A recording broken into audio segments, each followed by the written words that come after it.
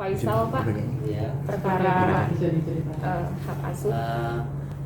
Haji Faisal dan istrinya itu Ibu Dewi bersama kuasa hukumnya telah datang ke Mahkamah Jakarta Barat pada tanggal 3 Desember hari Jumat telah mendaftarkan mengajukan gugatan hak asuh atau perwalian terhadap Galaskay didampingi oleh kuasanya. Hanya pengajuan hak asuh aja atau seperti apa, Pak? Iya, kan tinggal hak asuh aja. Kalau penetapan waris kan udah. Pak, untuk ini berarti jatuhnya gugatan, Pak, tergugat sendiri, mungkin boleh dijelaskan seperti apa? Iya, gugatan. Jadi tergugatnya adalah Pak Dodi. Penggugatnya itu Haji Faisal dan Ibu Dewi. Ya, menggugat bahwa dirinya ingin ditetapkan hak asuh terhadap anak yang bernama atau cucu yang bernama Galaskay. Sebagai tergugat sendiri adalah Pak Dodi. Mungkin untuk sidangnya sendiri, Pak, sudah ditetapkan? Sidang ditetapkan kalau tidak salah tanggal 15 Desember, berarti hari Rabu. Kalau jam itu biasanya sesuai dengan daftar antrian mereka ketika mengantri ke datang ke sini. Oke, Pak. Ya kalau mulai sidang dimulai jam 9. Tapi kalau umpamanya yang pertama orang lain, bisa orang lain, bisa dia jam berapa nanti sesuai dengan urutannya. Pak, ini kan tergugatnya adalah Bapak Dodi. Iya. Mungkin nanti tergugat juga diwajibkan hadir pada Iya, sidang. wajib dong, wajib dipanggil. Masalah datang tidaknya kita nggak tahu. Yang penting yang wajib datang itu adalah penggugatnya, Ibu Dewi dan Pak Faisal yang wajib datang. Kalau itu tergugat, kalau memang dia masih ingin mempertahankan, umpamanya dia berasa dia punya hak untuk jadi wali juga, ya datang. Pasti insya Allah mungkin ada besar. Berarti agenda perdananya apa, Pak? Mediasi dulu atau bagaimana?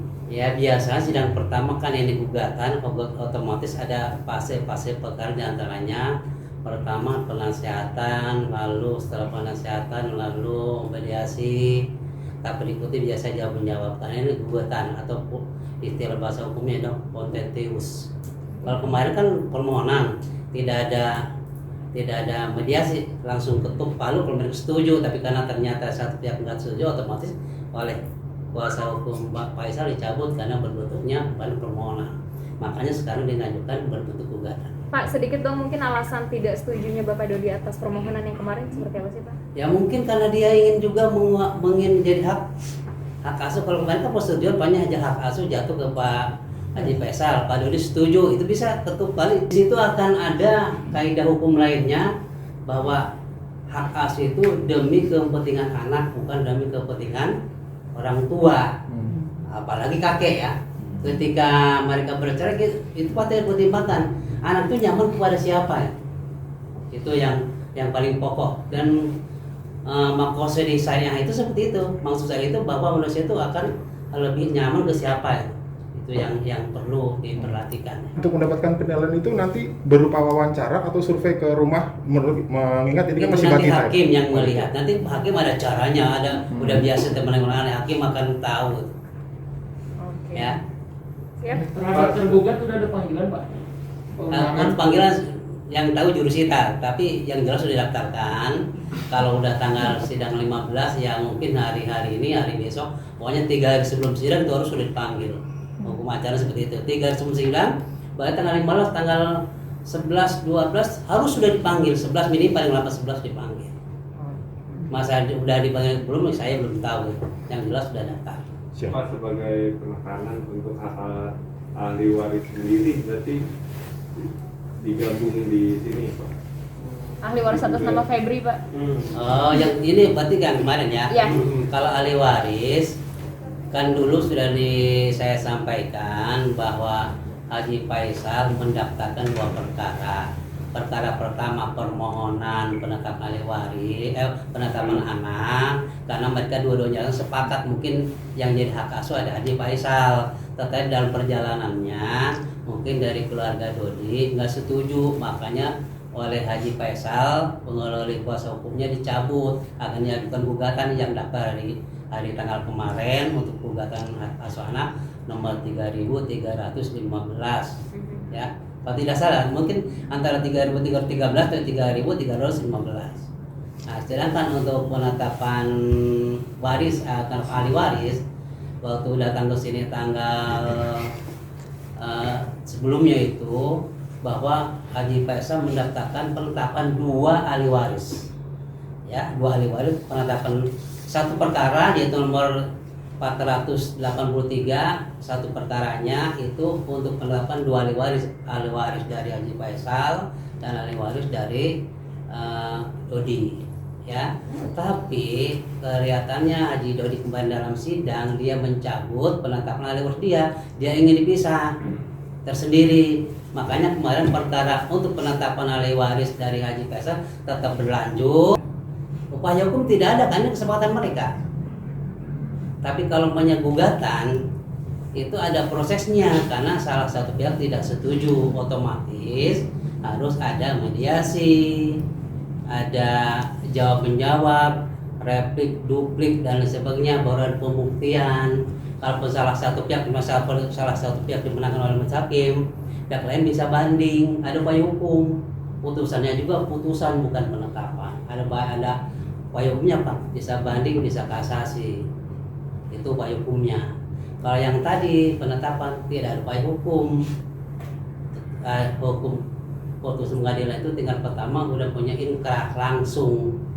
Kecuali memang ada kesalahan, baru itu bisa dia hanya kasasi saja. Itu bedanya permohonan dengan bukan. Permohonan itu kesepakatan berdua di pengadilan, langsung hari itu datang bawa saksi, putus.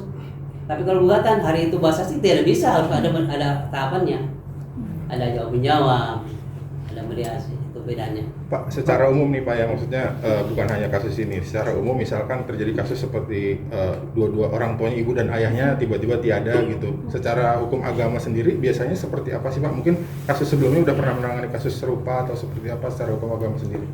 Kalau agama ngomongnya cerai suami istri, hak asuh sebagaimana hukum kita yaitu Komunitas Hukum Islam pasal 105 dan seterusnya atau 99, bahwa ketika mereka bercerai, hak asuh yang di bawah 12 tahun hak asuh pada ibu.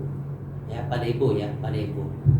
Dua-duanya sama-sama baiknya pada ibu.